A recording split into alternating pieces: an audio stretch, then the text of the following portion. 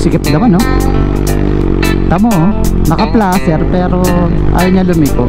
Gusto ko lumabas pero wala naman akong maisip na mapuntahang malapit. Rocks, oh.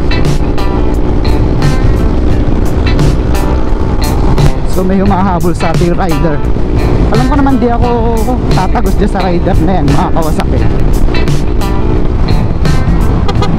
Ano, nakakatakot. Triple overtake. O diba? Nakakamiss naman yung buhay high school, oh.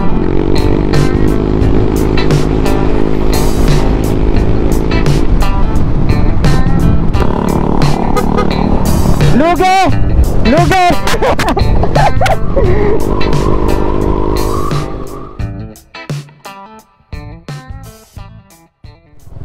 Alright, what's up mga kawasak? Alas 3 ng hapon. Saan tayo pupunta ngayon? Wala lang, napin nyo na ba mga kawasak yung, alam mo yun, yung gusto mong lumabas pero wala kang mapupuntahan.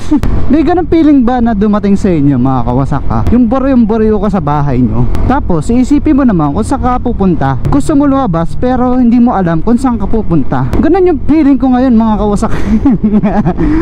Ako lang ba yung ganon? Oo, kayo din, ha? Ewan ko, ang hirap sa feeling ng ganon, no? O dala lang ng inip sa bahay, wala kang magawa. Kaya kailangan kong lumabas para may video akong ma-edit, para may magawa ako, no? So kapag wala kasi yung ini-edit na video, yung gusto kong labas ay bukas pa. Ngayon nakatenga ako sa bahay, wala akong maisip na gagawin. So kanina dumating yung solar ko na order sa Shopee. Yun, buti dumating. At in-install ko kanina dun sa aming gate, no? Para nakatutok sa kalsada. Madilim kasi sa part namin, sa labas ng bahay namin kapag gagabi. Yun, may nagawa ako. Tapos mabilis ko lang na-install. 3 yun na-install ko mga kawasak. Ngayon wala na akong gagawin. Gusto ko lumabas, tapos hindi ko alam saan ako pupunta. At yun, ngayon habang nasa daan ako, naisip ko na, saan pa ba? Di sa shop. Punta sa HO mga kawasak. Malay mo, hindi na ako nag-chat para may mapuntahan tayo. Tatanong ko lang naman kung may helmet na ba at bibili tayo. Excited na ako, Gusto ko na kasi siyang kabitan ng intercom, nung helmet na yon. Itatry ko kasi yung intercom kung maganda ba itong EJS na to. Actually hindi ko pa to nagagamit sa helmet mismo, parehas. Na-testing ko lang to, pinag-connect ko lang siya. Yung isa hindi nakalagay sa helmet, tapos ito nakalagay sa helmet. Okay naman. Mostly nagagamit ko lang tong intercom ko kasi di Bluetooth nga to, is kapag ka nakakonect sa cellphone ko, kapag may navigation ako dito, kapag liliko ganun, umiimik, napapakinig ko sa ating intercom. Tapos kapag may tumatawag, nasasagot ko siya at nakakausap ko ng matino kahit na naka-helmet tayo. Yun pa lang yung nagiging silbi ng aking intercom. By the way, kaya gusto ko nang makabili ng helmet, di ba? Malay mo mapush tayong mag-ride agad kapag may isa pa tayong helmet. Siyempre, excited ka, gusto mong magamit yung gusto kong magamit yung intercom, di kailangan natin ng back ride. Hap tayo ng back ride, tapos papasuotin ko ng ating helmet, which is kay Tricia naman talaga yan, bibigay ko sa kanya, no? So ngayon, di wala pa naman helmet, wala pa naman siya, di paggamit ko na lang muna sa iba. Charot, magagalit yun. So yun, dito tayo ngayon sa Malibamban. Ang sarap mag-ride, yung pigang-piga ka na, Sana matuloy yung Tagaytay namin ni Ezekiel mga kawasak. Sa Sabado, nagbabala kayo mag-Tagaytay 50-50 or 70-30? 70 matutuloy, tapos 30, hindi, 70 hindi matutuloy, tapos 30% na hindi. Buti alas 3:30 pa lang, alas 3 pa lang, hindi pa labasan ng mga estudyante, mostly mga college pa lang. Kasi di ba yung mga college irregular naman yung mga pasok nila tsaka labas. Yung mga labas nila gabi na, may mga hapon. Kapag high school elementary ganyan, alas 4, alas 5 labas nila. Sikip naman, So pero ko kailangan ko na tong palta ng clutch bell ba tawag dun, para groove. Tapos yung setter spring, kasi nagda-dragging na ulit siya ng konti kapag hindi sa hindi sa arangkada, kapag umarangkada na ng konti tapos nangangatal. Normal naman daw yan sa mga automatic mga kawasak, pero gusto ko perfect gusto ko yung wala akong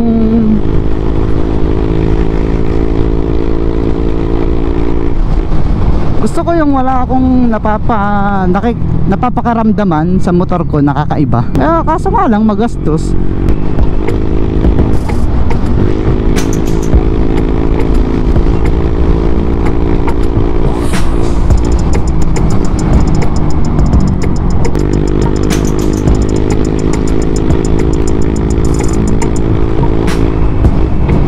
Tamo, naka-placer pero ayaw niya lumiko. Ang sarap ka talaga gamitin ng click, oh. Kaso nakukulangan lang ako sa torque niya, nakakawasak. Pero overall kapag sinagad mo siya, kapag hinanap mo yung dulo niya, dumudulo naman makakawasak. Kaso nga lang, matagal. Yung 0 to 100, medyo, alam mo yun, medyo matagal-tagal mong makukuha. Di tulad ng mga 4 valves na mga scooter, mga kawasak, mabilis mong makukuha. 0 to 100 na takbo.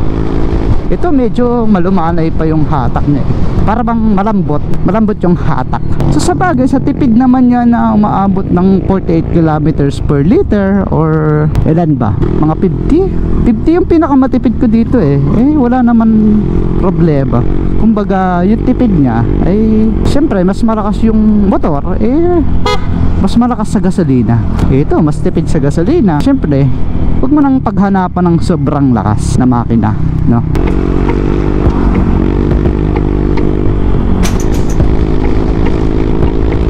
Sarap sana kung naka big bike tayo, no? Pabomba-bomba lang tayo, nandun na tayo.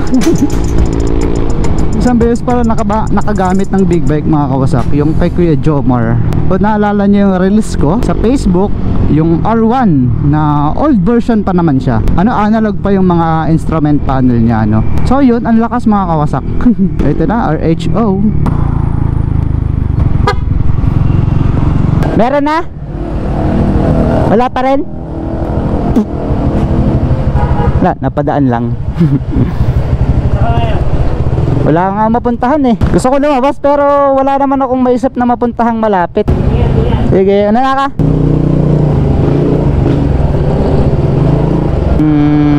Saan tayo pupunta niyan?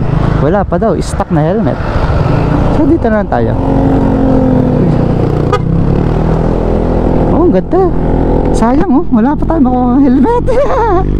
Hindi pa natin matetesting yung ating intercom. My godness. Pwede pagka nagpunta akong Tagaytay, no, mga kawasak, dumaan ako kay Tagumpay. Pero wala akong space Ayan, layo-layo sa Kalamba pa. Siyempre magdadala ako ng extra kong damit niyan. Ano bang mapupuntahan sa banda rito? Wala Ito, walang tamad sa Quezon.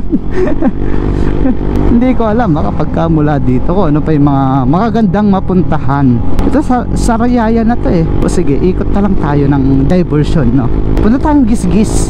Oh yeah, di ba? Kaya naisip na agad ako mapupuntahan. Tagal ko nang di nakakadaan dun sa may Sambat, mga kawasak. Sa may Lutukan. So doon na lang tayo umikot. Medyo malayo-layo din yon. Sige, set natin ngayon kung ilang kilometers ba yung matatakbo natin. Yan, 09 trip A natin. Doon tayo sa Gisgis, mga kawasak. Simula nung umuwi ako, hindi pa ako nakakapunta doon.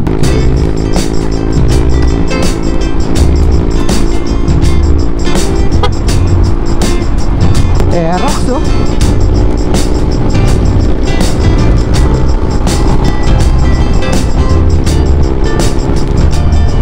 Ang ganda ng tining nito, mga kawasak, ha. Pag high RPM tapos nasa 90 na yung takbo mo, ang ganda na ng hatak niya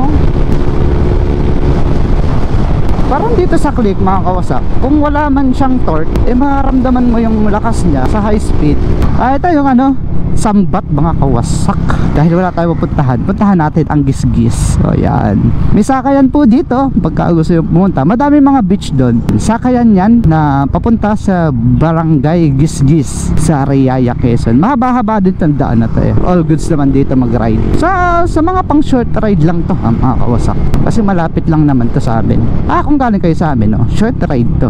Pero kung galing kayong malayo, syempre long ride yan.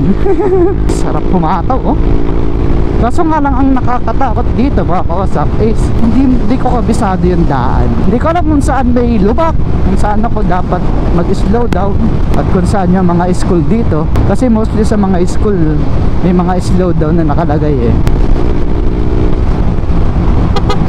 Ano, nakakatakot.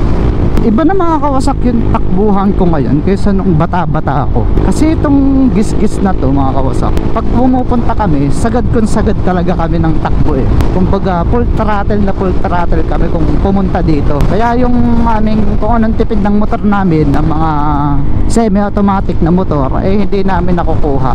Kasi nga papunta pa lang, eh sagad din yung takbo, eh paano pa yung pabalik. Dati kapag maluma na yung takbo, eh kinakaya ng 1 liter balikan. 1 liter lang, 50 pesos lang. Siguro yung gasto nasa 45 lang na mga ganon, no? 40 pesos. 45 nga. Kung di ako nagkakamali. Nagkakasya na yung 50 pesos balikan. Sobra pa yun. May konti ka pang ikot-ikot. Pero, pag kami una-unahan, mga kawasak, ay hindi na kaya. Hindi na inaabot. Sabagay, kahit saan mang motor, eh, iwas-iwas mo ng iwas-iwas sa takbo. Eh, hindi naman niya makukuha ang hinahanap mong tipid, no? Yung kanyang tipid mismo ng motor na yon. Buti nga hindi sumasabog yung motor namin eh. Biruin mo ilang kilometro yung straight na yon. Eh syempre hindi naman mabibilis yung motor namin, kaya pupundo na yun sa 100 mga ganun.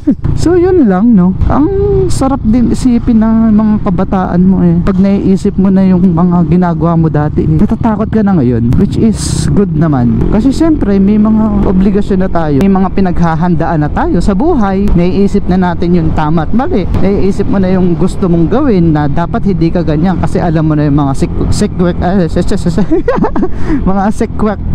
consequences, yun, tumama din, mga consequences na pwedeng mangyari sa'yo pagka gumawa ka ng mga ibang mga bagay-bagay, no? Eh siyempre kapag matuling ka lagi magpatakbo mga kawasak, eh nung aasahan mo dyan, mataas yung chance mo ng aksidente. Yun yung mabagal eh na-aksidente pa, eh naglalakad nga mga kawasak, eh nadadapa pa, yung pa kayang mabilis ang takbo mo, hindi mo naman makokontrol yan. Ayan, labasan ng mga school, maaga pa, kaya traffic, yung mga sundo, mga nag-aantay na. Kita mo, kakambis naman maging estudyante mga kawasak. Pag ganyan-ganyan ka lang, wala kang problema sa buhay, pero ayoko namang maging estudyante na ulit. So mga kawasak, diba, sa last vlog ko, eh bumili pa ako ng arm sleeve kasi iba yung jacket na gamit ko. Pero pag ito yung jacket na gamit ko, eh sakto lang naman siya dito sa sa helmet, dito sa gloves pagka ginanyan mo. Kaso nga lang, hindi siya naipit kanina, kaya ngayon umangat, ibinababa ko ngayon. Hindi na siya nahuhugot dyan kasi yung isa kong jacket, eh hindi talaga abot. Banat na banat siya pagka inipit mo dyan.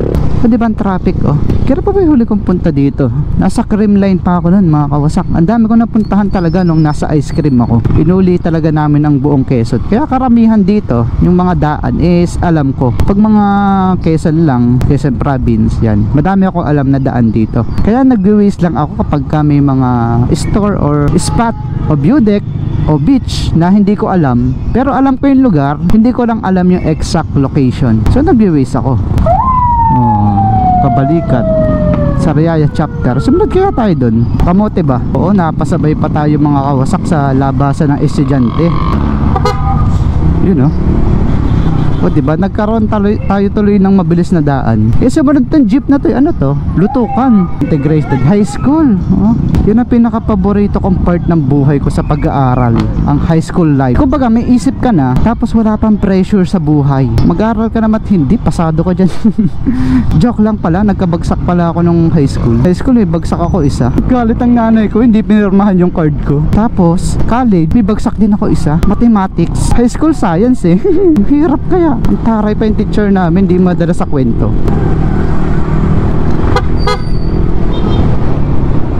Kakatakot dito magpamabilis. So pagka nakakita kayo ng ganyan, labasan ng estudyante, is bagal lang kayo guys, kasi delikado. Mamaya may estudyanteng biglang tumawid o diba, wala ka nang magagawa.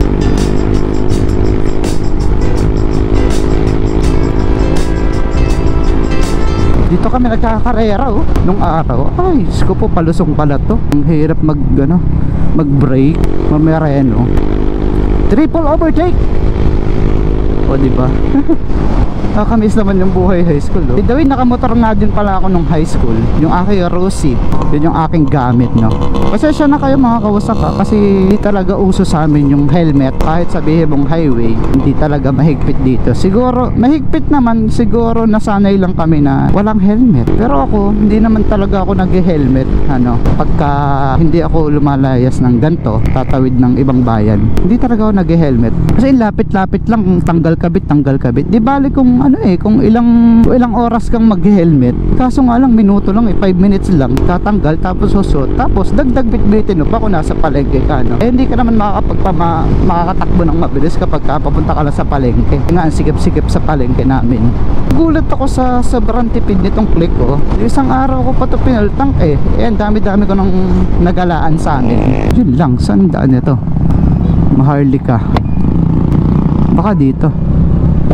Ito papuntang Gisgis. Papuntang Gisgis sa pier. Ito thank you. Ito nga, nalito ako dun kasi may mga minsang pinapasukan kami na ganong iskinita. Pero ang labas pala nun sa pupuntahan namin, no? Mga gusto kong daan, no? Walang ano-ano. Ito yung mga gusto kong overtaken, Yan! Yun,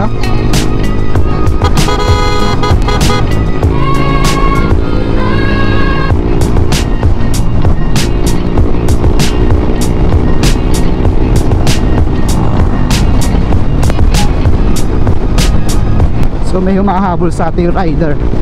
Alam ko naman di ako tatagos dyan sa rider na yan, mga Kawasaki.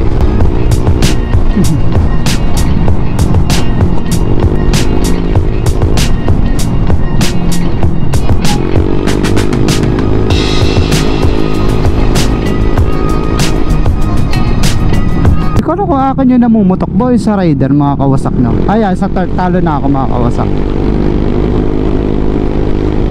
Ayan, kita nyo ba? Sumusunod siya sa akin,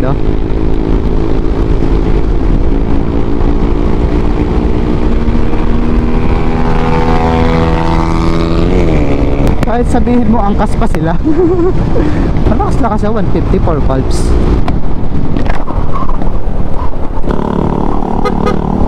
Lugi! Pero ganun yung masarap sa daan dati, mga Kawasak. Yung dating yung may makakasabayan ka, pero hindi naman kayo karera, Alam mo, yan din yung nakakapagpabilis ng biyahe. Tamo, ang bilis agad dati, Libang pa tayo kanina. Kaya gusto kong kumuha ng rider, Kita nyo naman, ang lakas niya.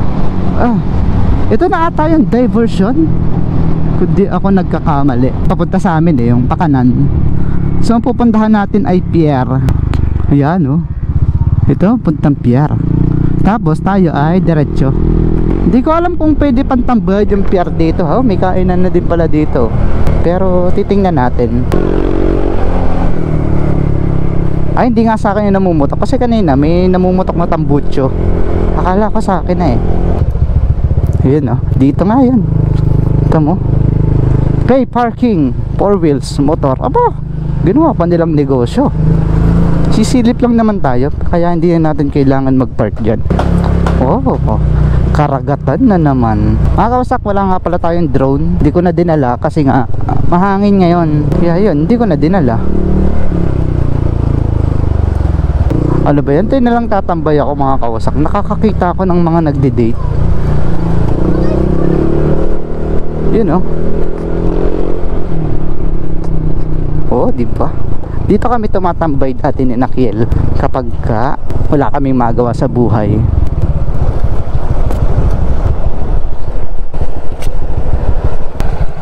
Ganda pa din ng motor natin, di ba?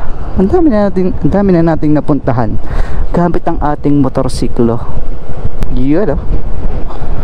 Alright. Parang gusto ko magmerienda. So yan, di ako magtatagal dito, mga Kawasak. Kasi mainit, wala kang masisilungan Di bali kung katulad nito may ka-date, ako wala. alam niyo mga kawasak, nung nag-review ako dun ng yung pinakita ko yung mga accessories tsaka in-upgrade ko sa motor ko, may nagde-date din yun, Ultimo Cementerio. Sa bagay, nung araw gawain ko din dati. Pero ngayong matanda na ako, natatawa na lang ako kapag may mga nagde-date sa mga ganun. Siguro patagon date kasi nga hindi din naman sila payagan siguro ng mga magulang. Tapos ngayon tatambay ako dyan, may nagde-date pa din. Pero masarap yung mag-isa ka nag-ride. O nasanay lang talaga ako na mag-isa ako nag-ride. Bakit? Anytime pwede ka huminto mga kawasak kapag may gusto kang puntahan or hintuan, ganun. Madaling madali kapag ka solo ka. Pero masarap din naman yung may kasama ka sa pag-ride. Either na angkas mo or madami kayong nakamotor. Mas prepared ko kapag yung hindi naman couple ride is tig-isa lang ang motor. Ayoko nang may angkas kapag ka sobrang layo ng biyahe, nakakangalay. Tsaka parang ang hirap na hirap yung motor pagka ganun. Di bali kung big bike sana tapos naka-upright position ka pa. Saan ba tayo punta ngayon? Sige, baka may kailan dyan sa sa papuntang atin. So mga kawasak, ito papuntang Lucena at saka Bicol. Dyan tayo galing kanina, tapos ito papunta sa atin, papuntang Candelaria.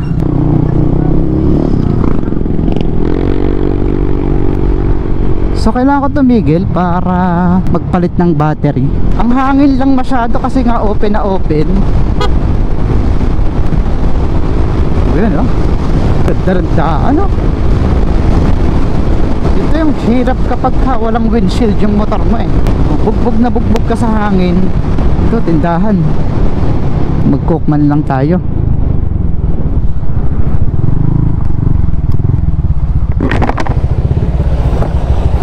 Ate, may tinda kayong baka? Baka may tinda kayo? Yung buhay? Angkas ko dito. Joke lang. Pabili pang coke. Hala, thank you. Follow nyo ako Pinilit. Pinilit mga kawasak. Binigyan ko sila sticker sabi ko i-follow nila ako tsaka i-subscribe. So yan mga kawasak, tuloy tayo sa biyahe. Ganda mga palayan ang gaganda ng view. Sa probinsya mo lang maranasan ang lahat ng kaligayahan. Yan ang Monte Vista mga kawasak. Yan, Monte Vista. Kita nyo ba yan? Yan yung barko sa lupa. Monte Vista, have fun, relax and enjoy. Maganda dyan mga kawasak kapag mga staycation. May mga cottages sila, may mga hotels, something like that, diba? So mga kawasak, dito tayo sa kanto. Hindi ko ito alam kung pasaan tatanong kaya natin. Kuya, pasaan tong diretsong to? San Juan po. San Juan? May daan na dyan? Meron na pala. Maganda naman yung daan dyan. Rough road. Okay. Thank you. Mahaba? Mahabang rough road. Magkano ka na lang? Kaong. Sige. Thank you. So meron na din palang daan dyan, yung diretso papuntang San Juan, Batangas. Kaso nga lang, ang problema is rough road. Mahaba daw yung rough road dyan So hindi na naman tayo pupunta dyan mga kawasak. At kung semento man yan, ikotin sana natin yan. So ngayon, bumalik na lang tayo ng Candelaria. So ito naman ay Santa Catalina, kung di ako nagkakamali. Yan sarap po, naka-big bike tayo dito. Di ba? Ang lawak na kalsado. Talagang pag nakakita ka ng ganyan, parang hinihila yung silinyador mo. Yun ang masama mga kawasak. Pagka gantong malakas yung hangin, tapos matadaanan ka ng mga truck, ang lakas ng hampas. Tamo, pakiramdaman mo yun yan talagang kapag nagitla ka dyan pwede kang sumemplang